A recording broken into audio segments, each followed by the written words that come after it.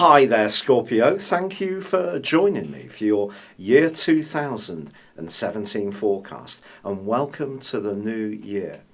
Now, of course, what I do at the start of each new year forecast is just summarise the solar return. So where all the planets are, the key planets are at the turn of the year. This is going to provide a broad backdrop for the next 12 months.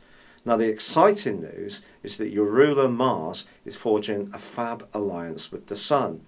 The Sun's in the part of your horoscope, as it always is, at the turn of the year, in the fast-moving third house, along with tiny Pluto, your modern ruler. But the Sun and Mars are combining in a very productive way. And this suggests that if you're an enterprising kind of Scorpio and you're wanting to make some changes in the next year, you're wanting to go on the front foot, then this can certainly get you cooking. The issue that provides a little more nuance to things, however, is that Neptune, the planet of dreams, is alongside Mars. And I think when it comes to your love life or more creative occupations throughout the next year, you just need to be conscious that Neptune can create a certain amount of disguise and sometimes downright distortion.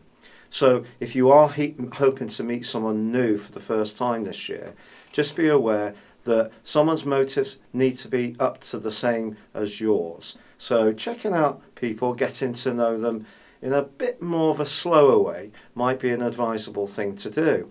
Furthermore, Mercury, the planet of communication, is actually in your sector of everyday discussion, but twisting backwards in a retrograde. Venus, however, the planet of love, is in a very comfy home zone for you. So whoever you really connect with this year, in whatever capacity, I think you need to be around people who are nurturing, who want to reach out to you, understand where you're coming from. But I think the really exciting aspect at the turn of the year is definitely that angle between Mars, your modern ruler, and also the Sun. It's going to give you a lot of drive and a lot of desire to express yourself. Now, of course, we have strategic planets. Pluto is one of them, Saturn another, and Jupiter the next. Now, Jupiter is known as an interpersonal planet, and it's located in quite a quiet, reflective part of your scope, right round to the 10th of October. Then it's going to pitch up in your sign for the first time in 12 years. So that's something really, really to look forward to. Until then, it's asking you to be open to new ideas. And some of these may be more spiritual, they may be more philosophical. You may find your memory and your past are very important to how you work things through in the here and now. Saturn, the planet of structure, which has been quite limited around your finances over the last year and a half, continues in your second solar house right through to the 20th of December. So you're going to need to be disciplined, but it is forging a brilliant angle with the enterprising location of Uranus in the sign of Aries, and these two are going to be forging a fine link through to June. So the first 6 months could see you bringing about a greater improvement in your finances if you can be flexible. I don't necessarily think that you're going to enrich yourself necessarily in the same way as you have been in the past. I think there may be an element of movement and change. Jupiter is also forging a fine link with Saturn in the first 2 months of this year. So those past experiences can inform some of your decisions in the here and now. Do not ignore what you've learned in the past. Or if there are people that do give you some private but very helpful advice, that can also be something that you feed into your decision making. What's more challenging in the first 2 months, however, is that Jupiter and Uranus are in opposition. There could be a chance of a change of job which could see you tempted into a completely different sector, but especially if it means helping people in some ways. Now that may be merited, it may be a very worthwhile motive, but at the same time, think about whether you're doing something in a more scattergun approach rather than really strategically planning things. Saturn is asking you to really analyse the facts and figures before you make any big change in your world. And if you do make some changes, do them bit by bit. You can definitely evolve this year whilst creating greater security. And that's always a nice thing to achieve. Now, throughout most of January, Mars is going to be giving you a really lovely zesty energy. And I think you may find yourself more active and playful than you would imagine, especially because Venus is going to be moving in the early days of January, also into a very, very positive location for you, your fifth solar house. If you're single, there could be some action quite early on in this new year, but there is a full moon on the 2nd, which just suggests that communication continues to be a very important factor. And I don't think we can get away from the fact that with Mercury twisting backwards, choosing your words carefully, and to be honest, all of us choosing our words carefully, is going to be a key factor throughout the whole year. That takes us round to the first eclipse of the year, which occurs on the 11th of February in the sign of Leo. This is going to bring your emotions closer to the surface. Now, this is going to be feeding into that alliance of planets, Saturn, Uranus and Jupiter, and it suggests that a career opportunity can come up for you, again, if you're flexible, if you're prepared to be enterprising, but be guided whether it would be something you would enjoy. So if an opportunity to improve your status comes along, just ask yourself that question. Don't be guided just by the money. Think about whether this is something you could put your heart and soul into. If it isn't, go very careful. Then we have a solar eclipse. This solar eclipse on the 26th of February is in your sister water sign of Pisces. It's also going to be next to Neptune. So inspiration once more is calling for you. And I do think you can be hugely creative right throughout this year, and your word power can be a big part of this.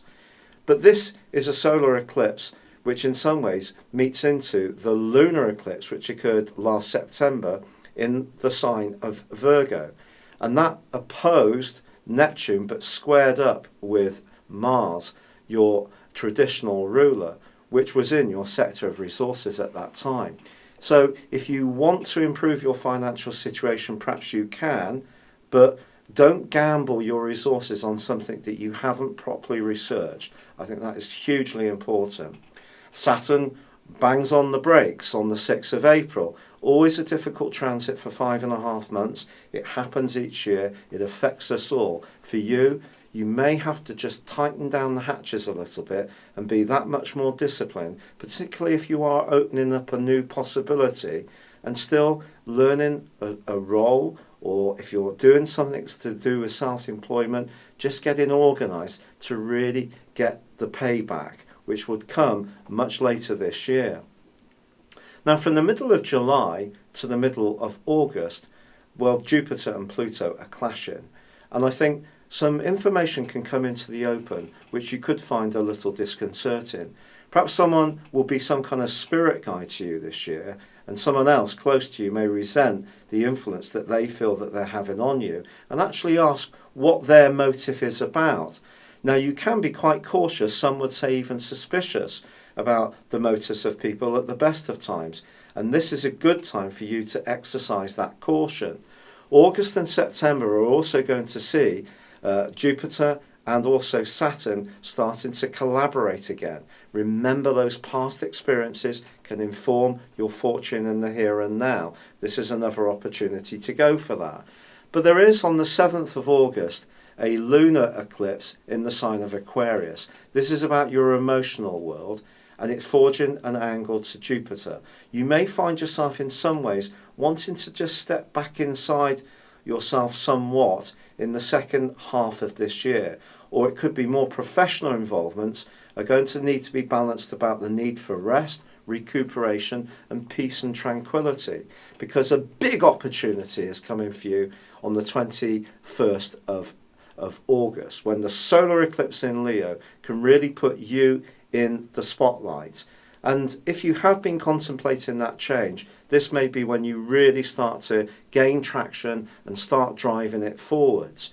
But still, don't be too rash with your resources. Don't do anything just on a hunch, because Jupiter clashes with Uranus again in the second half of in September and the first half of October. But then Jupiter moves into your sign on the 11th, arriving for the first time in 12 years. This really is a whoop, whoop moment for you, because the fantastic part of Jupiter traditionally is that it was about fortune.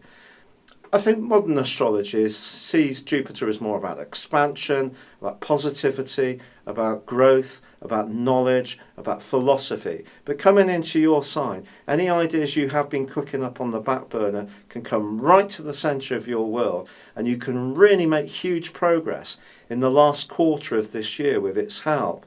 People are going to be really enlightened and surprised by the enterprise that you're going to be showing. There could still be a touch and go conversation in the first half of December, however, particularly around finances, and you may have to be very much on your mettle if you're having a discussion and wanting to raise finance, or needing to just be very, very precise in what you own and what you can raise. And it's just the time to be very meticulous. But then Saturn relocates on the 20th of December into the sign of Capricorn. And it's going to be having an interesting impact on your thoughts and your personal expression over the next 2.5 years. And of course, I'll be telling you more about that in my forecast for 2018. But this is a year which starts with a Mercury retrograde and it ends with one. So communication will be important. You can show a lot of dazzling personality in the first half of this year, but I do feel that keeping things secure in terms of your foundation stones and finance is going to be a factor for much of the year. It's been a real pleasure being with you, Scorpio. Good luck and goodbye for now.